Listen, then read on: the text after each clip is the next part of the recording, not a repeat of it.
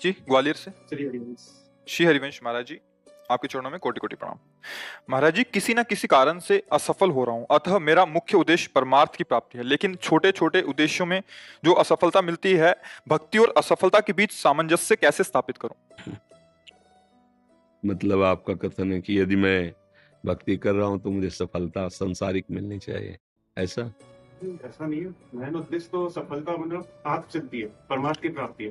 लेकिन गृहस्थ जीवन में होते हुए रोटी कपड़ा मकान, अगर उसकी प्राप्ति नहीं हो रही, छोटी छोटी सफलताएं नहीं मिली, तो उसके लिए क्या? आज तक भूखे रहे हो क्या? नंगे रहे हो क्या? आप समझो, मेरे प्रभु जो है इतने करुणामय कि हम आप तो मनुष्य हैं, जो पशु पक्षी हैं, कीट पतंगे हैं, बहुत सी ऐसी योनियां हैं जिसको हम देख भी नहीं पा रहे, प्रभु उनको भी भूखा नहीं रहते। उनका नाम विश्वम्बर है।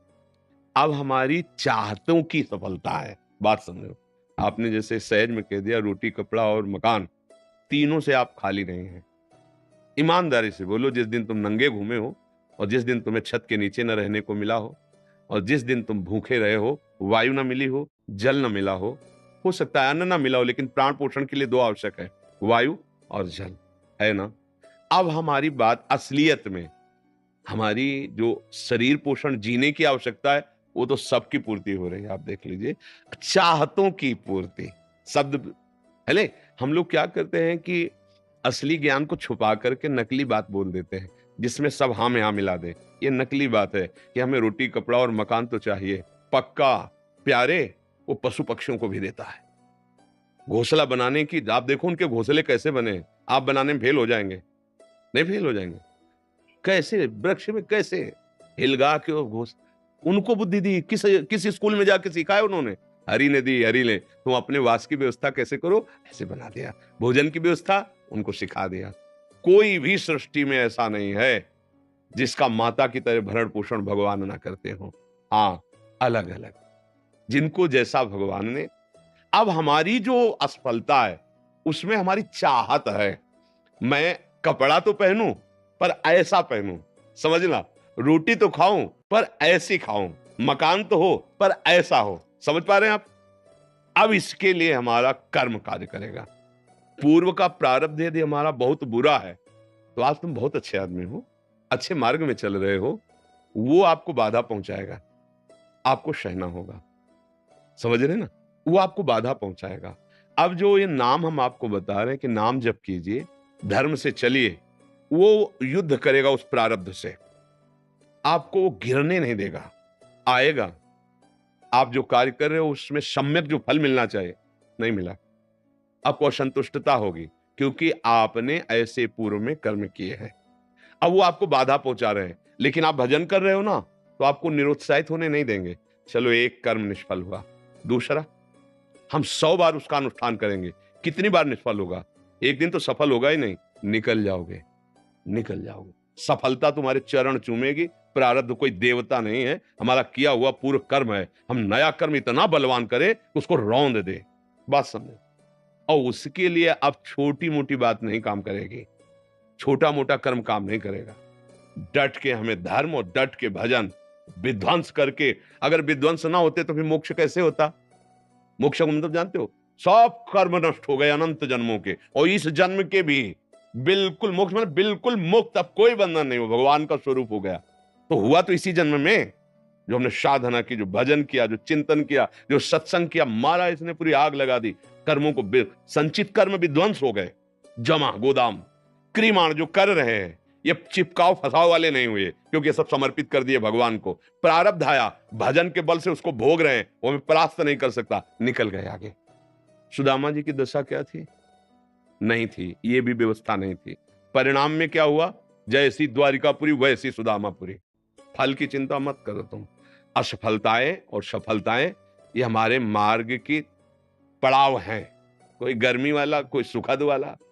मार्ग का चलने वाला पथिक इन पड़ावों में फंस करके अपने मार्ग को नहीं भूल जाता है। असफलता तुम्हारे जीवन की सफलता का स्वरूप बनेगी। बस डट करके ऐसा भजन करो, सत्कार्य करो, जिससे पूर्व प्रारब्ध नष्ट हो जाए। सच्चाई की, अध्यात्म की बात यह है।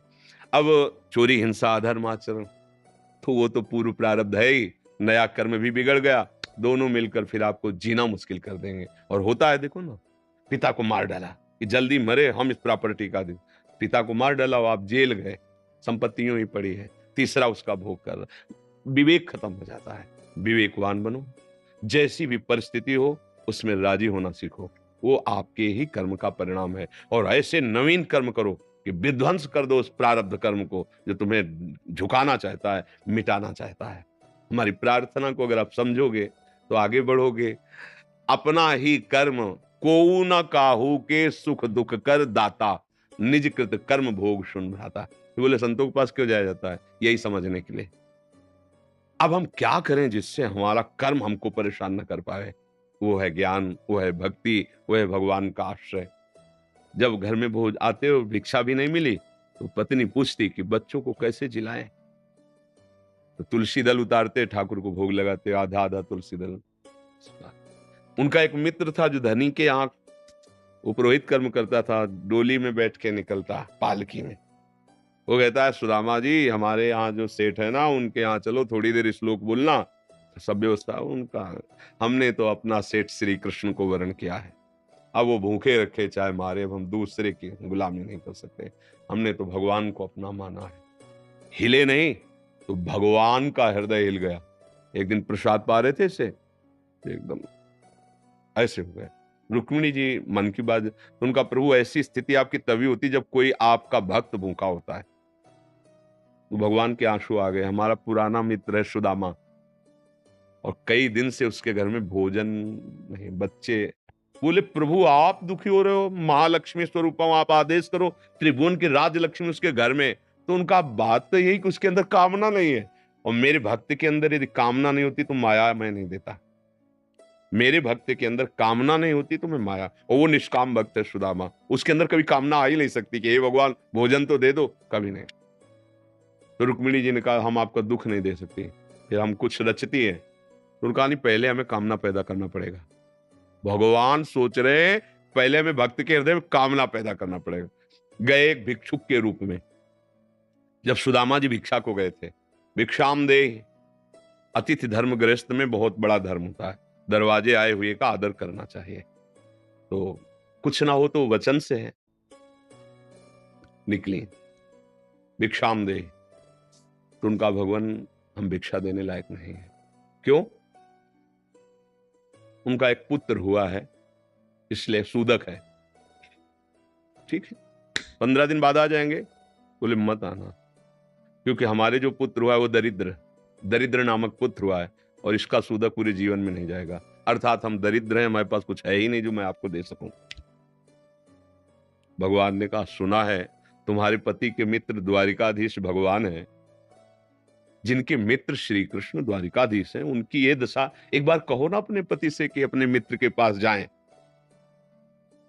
भगवान चले, पत्नी आए, जब आए सुदामा जी तो पत्नी ने कहा कि हाँ हमें तो स्मरण नहीं था, आपके मित्र द्वारिकाधीश है ना, आप उनके पास जाओगे तो मैं कभी इस बात के लिए नहीं जाऊंगा कि श्री कृष्ण मुझे सांसारिक वस्तु दे। नहीं नहीं।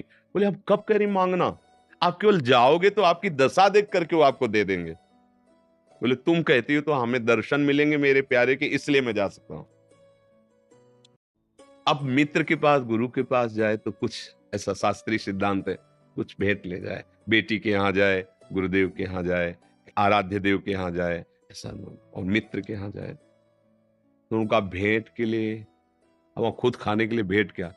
सुदामा जी की पत्नी उनका देखो प्रयास करती, 4-5 आस मोहल्ले के घरों में गई तो कुछ तो ऐसे थे, देखते ही बंद कर लेते थे दरवाजा, मांगेगी आके और क्या है। थोड़ा एक प्रिय भाव रखती थी, तो कहा हमारे पति द्वारिकाधीश से मिलने जा रहे हैं, कुछ उनकी भेंट के लिए। तो सूप होता है, सूप से जैसे पछोरा जाता है, अच्छे चावल पीछे हो जाते हैं, टूटे वाले आगे हो जाते हैं, वो टूटे हुए तंदुल जो वो दिए कि हाँ ले लो, वो तंदुल लिए 3 मुट्ठी। अब उनके पास अच्छी रुमाल भी नहीं थी, क्योंकि सब पैसे से होता है, गरीब, इतने गरीब, अपनी फटी हुई कपड़े की धोती उसमें चावल। पूरा बहुत बड़ा चरित्र पर जब भगवान के द्वार में पहुंचे, तो जहां ब्रह्मा और शंकर भी खड़े रहना होता है, वो द्वारिकाधीश का वैभव। द्वार पाए दरिद्र ब्राह्मण, फटी सी, इतनी बीमारी है, ऐसा शरीर है, आंखों में भगवत तेज समाया हुआ है। भगवान तो उनका भैया एक बार तुम अपने स्वामी से कह दो जाके कि सुदामा नाम का कोई आपका मित्र आया है, बस ऐसा। पार्षदों ने बड़े दयालु हैं, पार्षद उनका आप यहीं तब तक खड़े रहिए जब तक हम ना आए। और भी पार्षद थे, एक दौड़ते हुए गया, जय जयकार हो प्रभु, कोई एक दरिद्र ब्राह्मण वेश में है और वो सुदामा कूद पड़े भगवान। ब्रह्मा शंकर को भी इंतजार करना पड़ता था, लेकिन सुदामा नाम सुनते ही भाग पड़े भगवान। और ये सब आश्चर्यचकित बात रुक्मिणी जी, पार्षद सब देख रहे हैं कि ऐसे तो कभी भगवान नहीं भागे, कि भाई ब्रह्मा जी आए भगवान भाग पड़े या शंकर जी आए, सब आकर इंतजार करते हैं। और प्रभु जब प्रभु दौड़ के गए सुदामा जी को। सुदामा जी संकुचित हो रहे हैं कि मेरी हड्डियां ऐसे सुकोमल तन मेरे श्याम सुंदर के लग रही होंगी, वो सकुचते जा रहे कि इतना बड़ा वैभव स्वामी हमें ऐसे। भगवान ऐसे अपने हाथ से चरण पखारे सुदामा जी के, थाल रखकर। रुक्मिणी जी आश्चर्यचकित हो रही है, ऐसा कोई तपस्वी, ऐसा कोई महात्मा जिसकी ऐसे भगवान अभी तक तो नहीं देखा जैसा इस ब्राह्मण। और धोती कई जगह से फटी थी, जो दुपट्टी उसको कई ऐसे केवल अंग ढके हुए थे, ऐसी धोती थी, हड्डियां हड्डियां शरीर में। रुक्मिणी जी के पलंग पे बैठाला भगवान ने, जिस पलंग को ब्रह्मा शंकर नमस्कार करते हैं, उस पलंग पे बैठाला, चरण धोए, चरणामृत लिया का हो भाग्य आप पधारे, भोजन पानी सहन, चरण दाब रहे भगवान। सुदामा जी सोचते वो दास पर कितनी प्रीति प्रभु करते हैं। 2-3 दिन 4 दिन सबसे प्रभु मिलवा रहे हैं, परिचय करा, ये मेरे मित्र सुदामा जी हैं, ऐसे बैठे। और सबके बीच में कहा कि ब्याह हो गया है, क्योंकि जब मित्र बने थे तब तो गुरुकुल में थे। तो सुदामा जी ने कहा पुत्र भी है, हाँ, तो भाभी ने कुछ दिया भी होगा हमारे लिए। अब ये वैभव, और वहां फटे कपड़े में तंदुल कैसे? बोले देखो पहले चूक की थी, गुरु माता ने चले दिए थे हमारे लिए, और फिर चूक कर रहे हो, कुछ दिया है? अब भगवान ने ऐसे हाथ पकड़ा, उनका उठाया, इतने स्वादिष्ट कीमती वस्तु तुम छुपाए रखे हो। खोला, उस फटे पुराने कपड़े में लपटे हुए तंदुल, रोमांच हो रहा है भगवान को।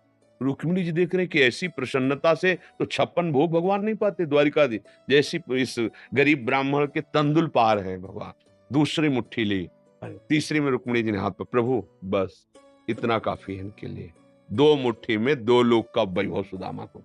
प्रगट में 25 पैसे भी नहीं दिए, एक भी वस्तु ले। 3-4-5 दिन आनंद लिए, फिर सुदामा जी से कहा कि तो भगवान ऐसे चले। सुदामा जी ने सोचा कि प्रगट में तो कुछ दिया नहीं, हमें लगता विदा करने चल रहे हैं, तो कुछ अगर 2-4 असरफी भी होंगी तो खान पान व्यवस्था तो चली जाएगी। भगवान ने कहा जो अच्छे अच्छे कपड़े पहनाए थे, रास्ते में कोई उतार सकता है तो उतार दो, अपनी धोती पहन लो। यहाँ पर ठीक धोती पहन, रास्ते बोले आप इधर से ऐसे जान, फिर वहां से मुड़ जाना। बोले हम तो आए थे तो रास्ता तो जानते ही प्रभु, चले जाए। और रास्ते में सोच रहे मेरे मित्र कितने कृपालु हैं, मुझे इसलिए नहीं दिया कि ये कहीं मेरा चिंतन छोड़कर धन का चिंतन न करें। हे श्री कृष्ण, सदैव आप जैसा ही मित्र मिले। सोचते सोचते आए तो देखा फिर वही द्वारिकापुरी। बोले मेरी बुद्धि मारी गई है कि वास्तविक यहाँ कोई रचना हो गई। यहाँ तो हमारी एक छोटी सी कुटिया थी, ऐसा देखा कि उनकी पत्नी जो है स्वर्ण थाल लिए दास दासियों से आरती उतारने। तो उनका तुम कौन हो? तो उनका आपकी दासी हूं, आपकी पत्नी। ये सब बोले जिनके पास गए थे ना, उन्होंने सब अश्रुपुलकित हो रहे कि वास्तविक तेरे दरबार की आली निराली शान ये देखी, सखावत खुद तेरी गलियों में चक्कर काटते देखा, फैलाया हाथ जिसने तेरे दरबार में आकर तुझे देते नहीं देखा, मगर झोली भरी देखी। ऐसे अगाध सिंधु भगवान का दासत्व भला हमको निष्फल कैसे हो जाए? हम जो राधा राधा जप रहे, हरि हरि, ये कभी निष्फल हो सकता है। पर धैर्यवान रहो, धैर्यवान रहो। समय से जब आएगा तो आप निहाल हो जाओगे। अश्रद्धा मत करो, और ऐसा भी मत सोचो कि भरण पोषण हमें नहीं, ऐसा नहीं। त्रिभुवन में कोई नहीं है, सबको जैसे राजी हैं भगवान वैसे सबका भरण। किसी को 1 कुंतल मांस चाहिए तो उस पशु को भगवान उतनी व्यवस्था किए। किसी को कितना चारा चाहिए उतनी व्यवस्था किए। कितना सबको, पूरी सृष्टि को भगवान दे रहे हैं। इसलिए ऐसा तो कभी अश्रद्धा करना मत, और धर्म से चलते रहो, नाम जप करते रहो, पूर्व कर्मों से लड़ो, निराश होना मत सीखो। आज सफल नहीं है तो हम कल सफल होंगे। ऐसा नहीं कि हर कर्म हमारा निष्फल चला जाए, ऐसा नहीं।